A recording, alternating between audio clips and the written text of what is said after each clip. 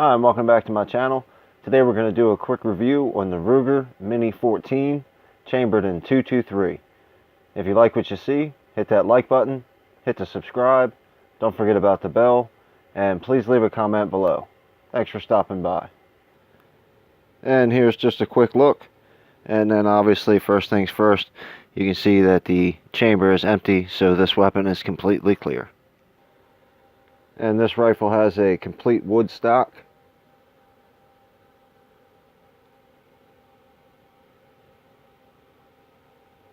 And you can see it's in pretty good condition. This rifle is also used, and there's just a little bit of scratches right there, not too bad.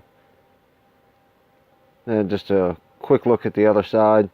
You see a couple little, see it in the light right there, a couple little scratches.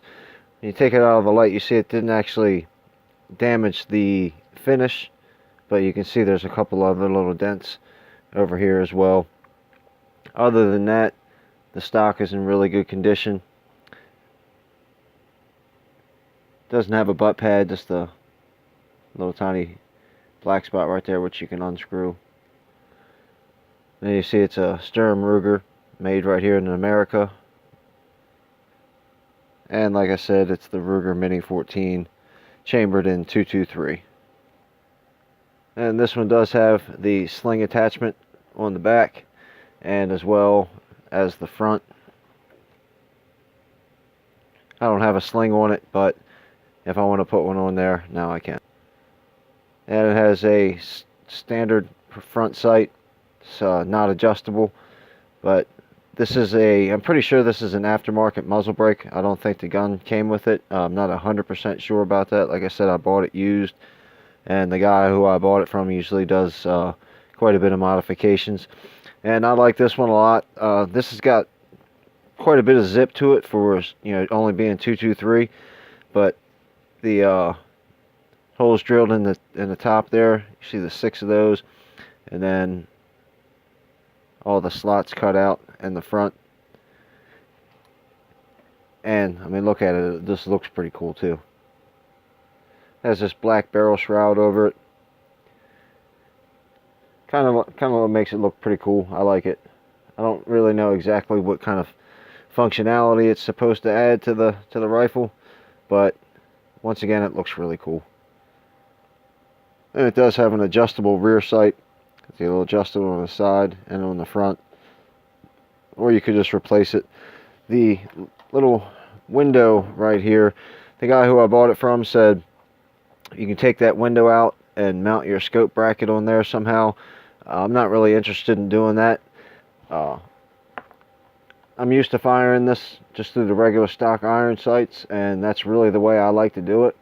So I'm going to go ahead and keep it just like this. I'm not going to add a scope to this. You know, some down in the future, if that changes, it changes. But as for right now, I'm just going to stick with the stock sights.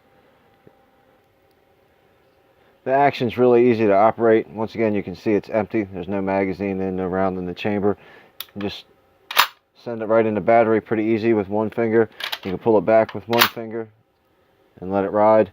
It does have a bolt catch. I guess that's what it would be called. Right here, so it'll lock the bolt open or lock the action open, whichever way you want to describe it. And it does have a trigger safety. Just pretty easy flip down trigger safety. And then I'll go ahead and show you what the trigger action looks like. Yeah, with the safety on, this little flap will be pushed backwards. You see how it's filling the trigger well, and you can see I can't pull the trigger. And it's just as simple as push it right up with one finger.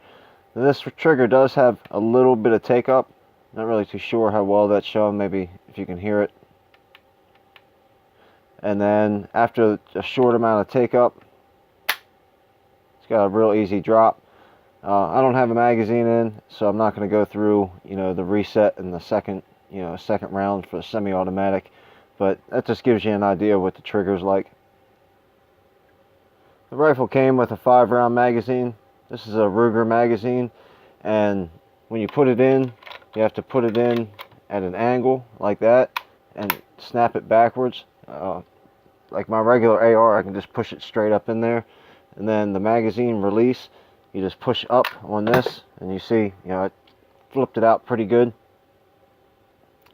And you see I put the magazine back in. You can see from the profile that you can't even see the magazine inside there, but now you can see the magazine inside there. I actually think that's a pretty cool look. That's one of the things that I like best about the gun. I've been actually pestering the guy for quite a while, ever since he let me shoot it the first time, and he finally worked out some deals on some other things and said he was ready to let go of it. So now she's mine. Now I'll go ahead and show you what the 30 round magazine looks like. And there she goes. And we'll go ahead, and it works the same way. You have to, this is the first time I've tried this on camera, so you have to snap it down and snap it into place and make sure. I loaded 5 rounds in it today. This is the first time I tried it with the extended magazine, and all I really did was just cycle the rounds through the chamber. The 5th round got caught up in the well here. I didn't have the magazine all the way in. Once again, the rocking backwards action kind of threw me off. But now that I know how to do it, next time I take it to the range, I'll have this one there, and I'll give you an idea what it looks like. And that's what it looks like with the 30 round magazine in it. And, you know, you might be tired of hearing me saying, but man, that looks cool. I really like it. This is my friend's wife target at 25 yards. I messed up with my targets today and threw some away and kind of just neglected to use them. So I don't really have as much target footage as I usually do. But at 25 yards, that's pretty sharp. You can see, you know, there's all kinds of groups touching each other. And it's just through iron sights. So I think that's pretty good. And this is another one of her targets. This is at 50 yards. Same thing with the iron sights. And that's a pretty nice little group right there. None of them are touching this time, but still, that's pretty good shooting. And then these are the shots that I took at 100 yards, and yeah, that's a thing. It happened. But these are the other 2 shots. And just going through iron sights, yeah, I think that's pretty good. 200, I didn't even bother plugging down there because it's hard to see the target that far away, and I didn't really feel like wasting the rounds. The rest of the 223 targets with the Mini looked pretty good, but like I said, a couple of them got ripped. A couple of them got shot with other guns, and I couldn't really tell the difference between the holes, so I didn't show them. But that's my quick review on the Mini 14 by Ruger, chambered in 223. If you like what you see, hit that like button, hit the subscribe, don't forget about the bell, and please leave a comment below. Thanks for stopping by.